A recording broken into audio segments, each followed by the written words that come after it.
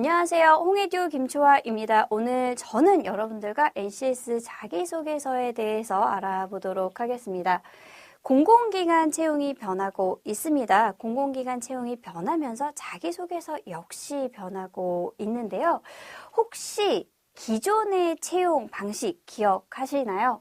저희 일단은 1단계의 서류 전형 있었습니다. 근데 서류 전형에 썼었던 내용이 NCS 채용이 도입되기 전에는 확연히 다르다라는 걸 볼 수 있습니다. 일단 학력 써줬고요. 그리고 가족사항 썼습니다. 내가 부모님과 같이 사는지, 우리 아빠 직업이 뭔지, 엄마 집에서 뭐 하시는지 썼었고요. 뿐만이 아니라 스펙 줄줄줄줄 썼습니다. 나는 영어 점수 몇 점이고요. 그리고 자격증 몇 개 있습니다.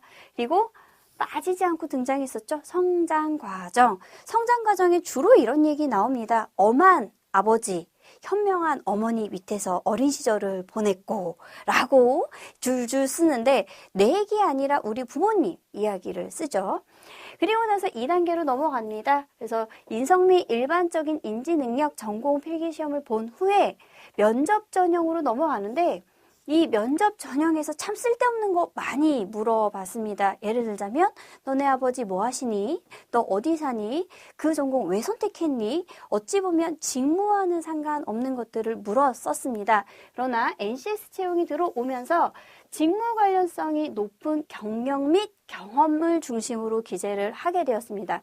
만약에 내가 마케팅과 관련된 직무에 지원을 하게 됐을 때 마케팅 관련 경험이 있느냐, 마케팅과 관련된 경력이 있느냐를 가지고 묻게 되어 있고요. 업무 역량을 기재를 합니다. 내가 문제 해결 능력이 얼마나 좋은지, 도전 정신이 얼마나 뛰어난지, 그리고 조직 내 커뮤니케이션이 원활한지에 대한 부분을 묻고요. 필기시험 역시 업무 및 직무와 관련된 공통 역량으로 바뀌었습니다. 면접 전형이 정말 많이 바뀌었죠? 직무와 관련된 경험 및 저희가 상황 면접이라고 합니다. BEI라고도 하고요.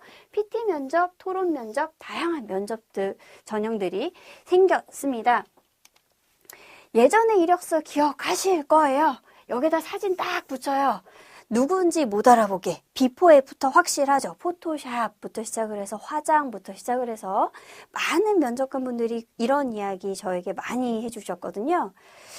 사진과는 다른 사람이 면접장에 나타난다. 누군지 모르겠다라는 이야기를 했었습니다. 과연 저 사진으로 무엇을 보고자 했을까라는 거 아직까지도 좀 퀘스천이긴 합니다.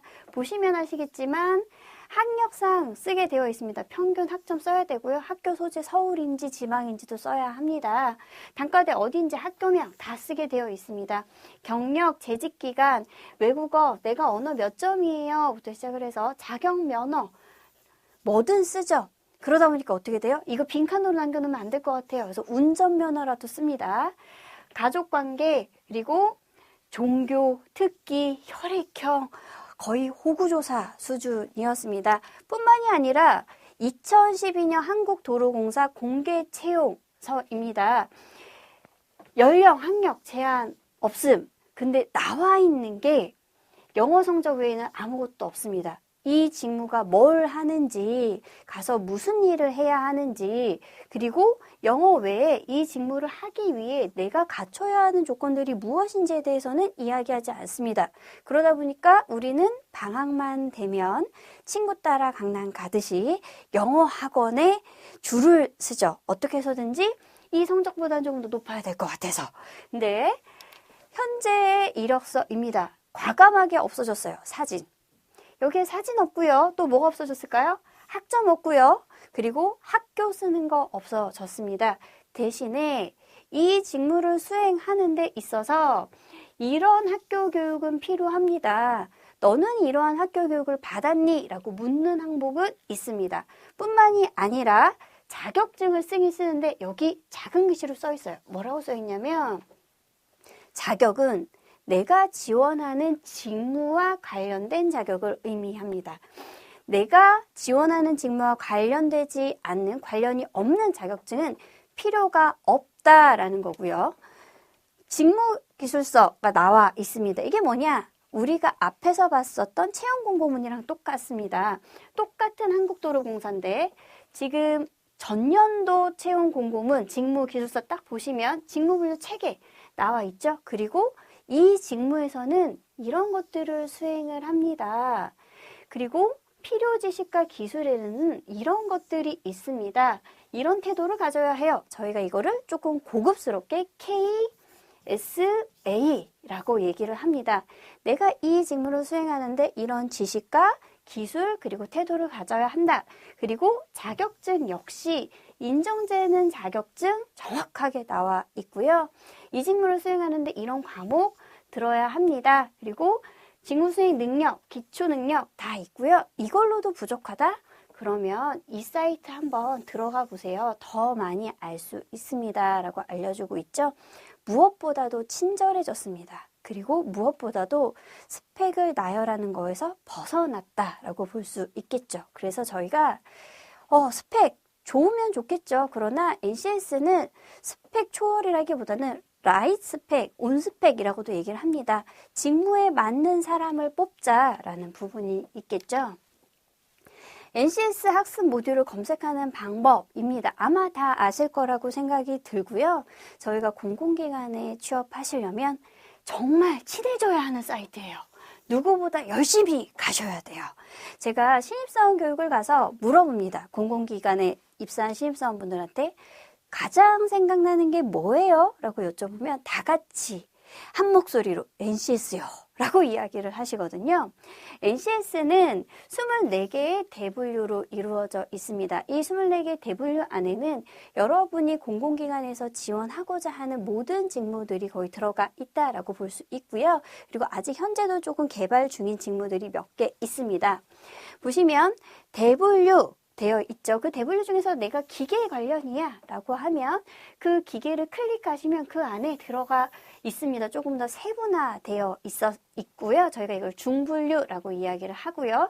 이 중분류 안에서 나는 기계 가공으로 갈 거야 라고 하면 그 기계 가공 안에 들어가 있는 조금 더 세분화되어 있는 소분류가 되어 있습니다. 그래서 이 소분류 안으로 들어갔을 때 세분류라고 하죠. 그리고 그 세분류 안에 각각 요구되어지는 능력 단위라고 해서 우리가 알기 쉽고 찾기 쉽고 보기 쉽게 정리가 되어 있습니다. 제가 채용하시는 분들한테 항상 말씀드리는 게 있어요. 우리가 들어가려고 하다 보면 너무 어려워 라고 하고요.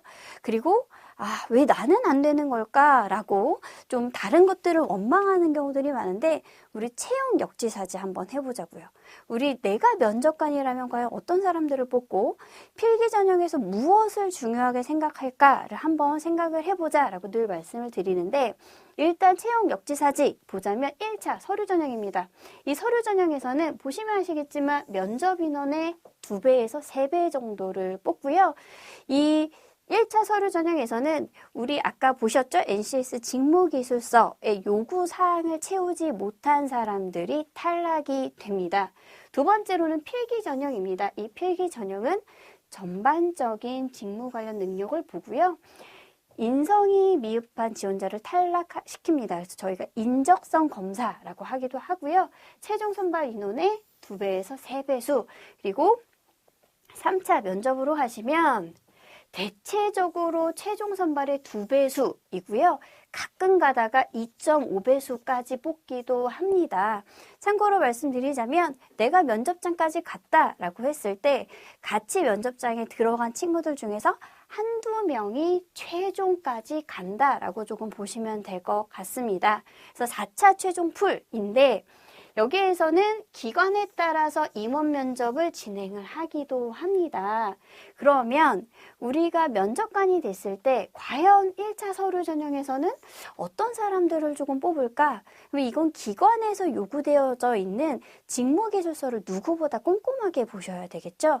정말 세심하고 토시 하나 빠뜨리지 않게 여기는 이런 곳이구나. 여기에서 요구하는 사람은 이런 사람이구나. 라고 꼼꼼하게 좀 체크를 하셔야 되고요. 그 다음에 2차 필기 전형, 3차 면접평가 역시 기관에 대한 분석이 굉장히 필수적이다라고 볼 수 있습니다.